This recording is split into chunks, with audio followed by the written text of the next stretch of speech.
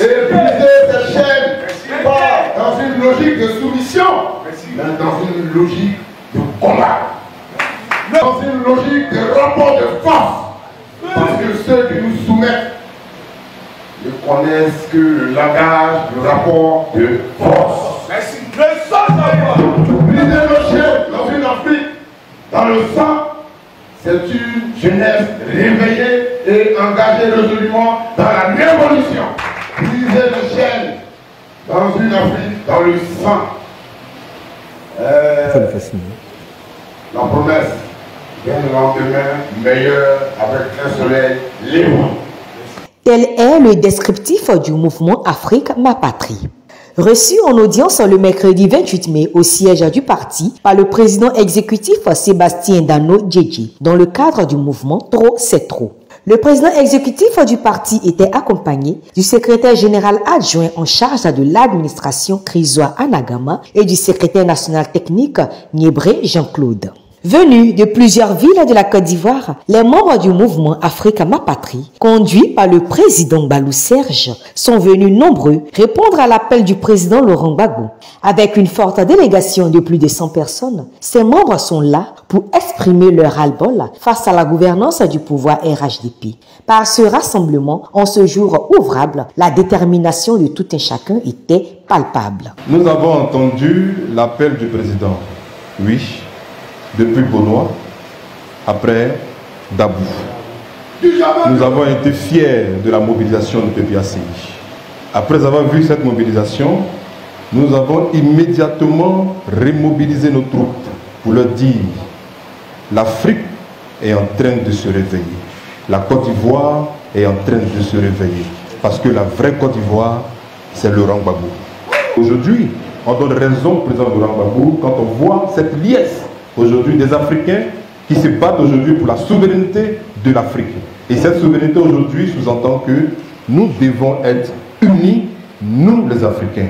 Et c'est dans cette unité-là, nous, Afrique Ma Patrie, nous avons affectueusement écouté le message du président Laurent Gbagbo. Parce qu'à Dabou, il a eu le temps de bien expliquer le contenu du mouvement Trop c'est trop.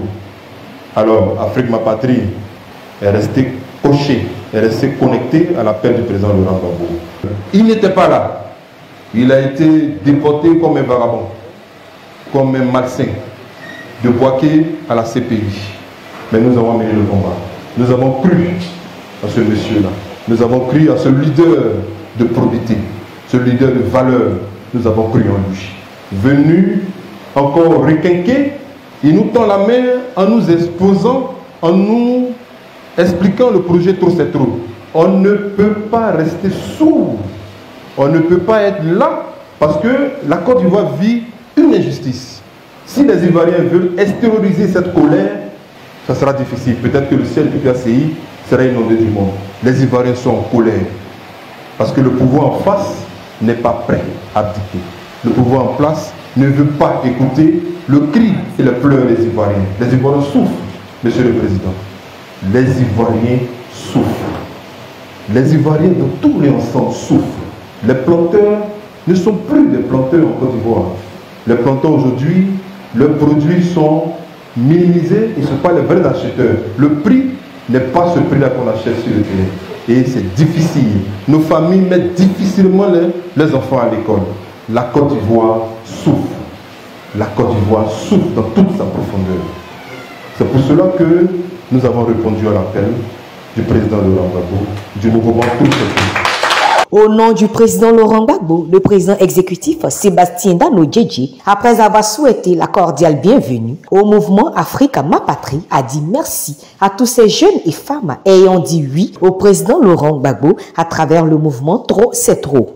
Et je suis heureux que des femmes et des jeunes soient engagés dans cet esprit. C'est ça qui me réjouit. C'est ça qui me réjouit. Et je peux dire que la Côte d'Ivoire n'est pas perdue. La Côte d'Ivoire n'est pas perdue parce qu'elle a des enfants qui réfléchissent, et des enfants qui sont volontaires pour la sortir du néant où elle est aujourd'hui. Il faut que quelque chose change dans ce pays. Et le changement passe par vous, par votre engagement. par votre mobilisation, au vu de ce que j'ai attendu, la parole du président, la parole du vice-président, et vous-même votre enthousiasme, me donne de l'espoir, me rassure. La Côte d'Ivoire n'est pas perdue. La Côte d'Ivoire n'est pas perdue. Nos pères dévanciers nous ont laissé un pays fraternel, un pays solidaire. Il faut qu'on retrouve ce pays-là. Créé en 2014 suite au bombardement de la résidence du président Laurent Gbagbo en 2011 et à l'installation du régime RHDP, le mouvement Afrique Ma Patrie a été de tous les combats pour la libération du président Laurent Gbagbo, et ce, aux côtés de l'ex-président intérimaire Feu Aboudraman Sangaré, pour qui une minute de silence a été faite. C'est donc fort de cette détermination qu'ils répondent tous à l'appel du président Laurent Gbagbo pour le mouvement Trop c'est trop. Écoutez attentivement cette vidéo que je viens de vous présenter. Oui, le PPAC a lancé un mot d'ordre. Et ce mouvement est aujourd'hui adhéré par tous les Ivoiriens. Vous venez de comprendre ici que les jeunes, on dit bien une délégation de plus de 100 jeunes qui se sont déplacés pour répondre favorablement à l'appel du président Laurent Gbagbo. Aujourd'hui, c'est exactement ce que nous avons besoin au PPACI. D'une jeunesse mobilisée, d'une jeunesse qui comprend que les problèmes aujourd'hui qu'il y a en Côte d'Ivoire ne sont pas les problèmes des partis politiques. Et ici, le mouvement de l'Afrique Ma Patrie a décidé d'adhérer au mouvement Trop c'est trop.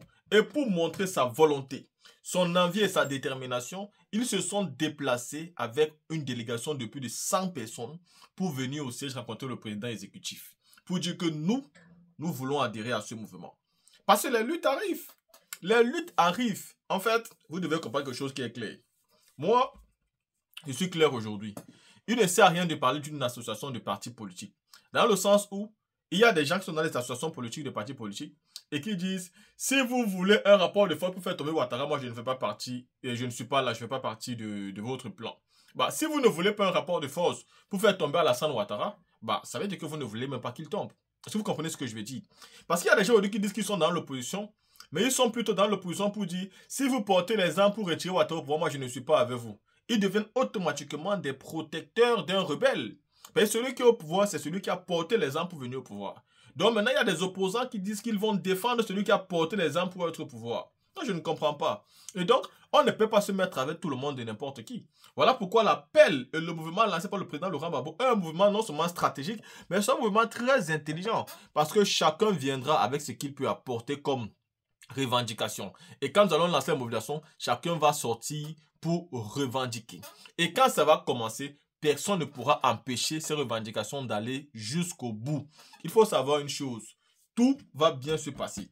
Tout va se passer de telle sorte que M. Alassane Ouattara sera obligé de s'asseoir pour discuter. Mais si vous partez en disant, le rapport de force qu'on demande, nous on ne fait pas partie de ça, nous on ne veut pas ça. Mais non, on ne peut pas faire la politique de cette façon-là. Si vous n'avez aucun rapport de force, sur quoi vous vous basez pour croire que M. Alassane Ouattara va vous laisser passer? Quand un parti politique prend le pouvoir, c'est pour faire quoi? C'est pour le prendre et le conserver. Et pour que celui-là perde son pouvoir, il faut qu'il y ait un rapport de force clair. Même monsieur Cissé Ibrahim Bakoko l'avait dit de manière claire. On ne laisse pas ceux qui gouvernent tranquilles. On ne laisse pas ceux qui gouvernent tranquilles. On impose un rapport de force. Et à l'époque, leur rapport de force, c'était des armes. Et ils ont tué pour arriver au pouvoir. Aujourd'hui, on demande d'un rapport de force qui sera populaire pour qu'il puisse trembler et reculer. Il y a des gens qui sont dans l'opposition qui vous disent qu'ils ne sont pas d'accord avec le rapport de force. Alors, vous proposez quoi concrètement? Bah, nous allons voir ce que vous proposez. Ça ne sert à rien aujourd'hui de parler dans les meetings et de continuer à dire nous nous prenons la paix, nous nous prenons la paix, nous nous prenons la paix. Mais l'opposition a déjà pris la paix jusqu'à demain, jusqu'à jeudi, l'opposition prône la paix. Mais ceux qui sont en face démontrent qu'ils s'en foutent. C'est leur volonté qui doit être respectée. La volonté des Ivoiriens, ils s'en foutent. Et donc, c'est la détermination du combat qui nous fera comprendre. Le président Laurent Gbagbo aura 81 ans. Et 80 ans, je veux dire, pardon. Il aura 80 ans. Et 80 ans, ce n'est pas l'âge des enfants. Donc, vous qui vous amusez à jouer la politique là, on ne fait pas ça à un homme de 80 ans.